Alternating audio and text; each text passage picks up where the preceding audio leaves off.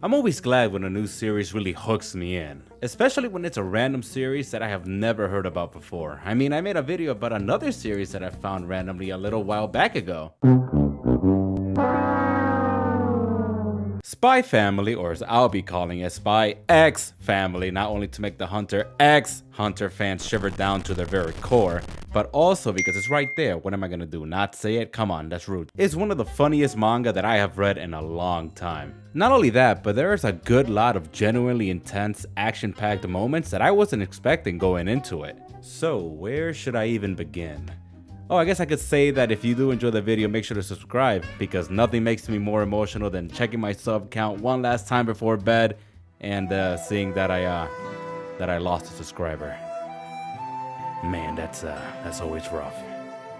But anyways, let's get scratching.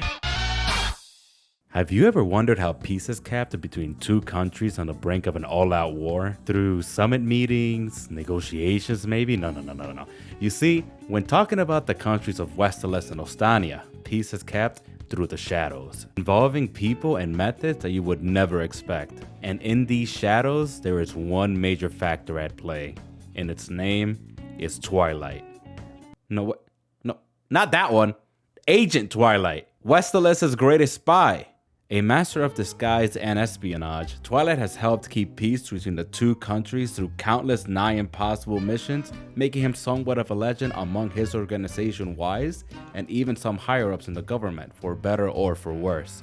Not long after completing a mission that saved the job of a minister, he gets yet another assignment. But this one might be his most important one yet, because it could decide the fate of the country, if not even the world itself. The code name for this operation is Strix.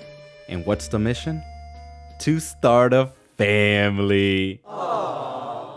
Okay. I know that sounds like it should be starring Dwayne "The Rock" Johnson or something, but hear me out. Twilight not only has to make a child and find a wife in 7 days, but he also needs that child to enroll in the top school in the country.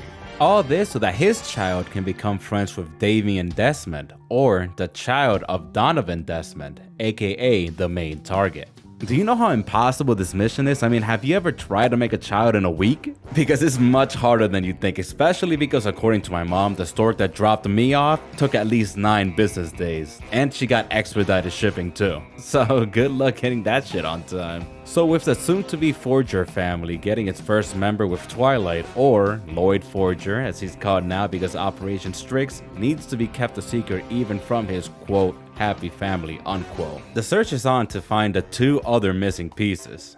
Will Lloyd be able to make a family in time? Will he get caught by the State Security Service? Will the entire world go to war killing everybody? What? No, probably not. Just relax, I'm getting to that. Anya is an orphan that Lloyd adopted as his daughter for the operation. And I have to say, Anya is my favorite character in the entire series. Which is strange because normally I hate children. In media, and in real life. But as it turns out, Anya is a telepath. Since she's able to read minds, she basically figures out Lloyd's entire plan instantly. But since she thinks that spies are cool, and because if the operation fails, she's gonna be sent back to the orphanage, and that little world war thing I mentioned, she actively tries to help Lloyd to the best of her ability. While also keeping the fact that she can read minds hidden because she doesn't want to freak anybody out. Which is funny because Lloyd would find her ability to read minds to be an indispensable asset that he could use on his missions. But what I like about Anya is that she's an actual character. Well, yeah, no shit, she's an actual character. But what I mean is she isn't just a plot device. Most of the time when you see children in media, they're just there to create some unnecessary conflict that the main character then needs to deal with. But for the most part, Anya doesn't have this problem. I mean, yeah, she needs to be saved a couple times, but the majority of the time she's actively helping out in the situation in her own little unique way. Not even in little mind-reading shenanigans either, she does some pretty important stuff. But that aside, Anya also has an overly simplistic view of the situations that she's in, and the ways that she attempts to solve them are one of my personal favorite parts of the manga. This mainly showing up when her awkward self needs to interact with other kids as she attempts to make them like her. Which of course goes horribly wrong almost every time. Also, her reactions. Boy, are there a lot of them. Yor is definitely one of the most interesting members of the Forger family, agreeing to help Lloyd on his mission, which to her knowledge is to get Anya into... wow, I forgot the name of the school. Huh. Eden Academy. Oh, okay. Agreeing to help Lloyd on his mission to get Anya into Eden Academy if Lloyd pretends to be her husband. Aha. This being because although she is 27, she's never been married, and that's a little sussy.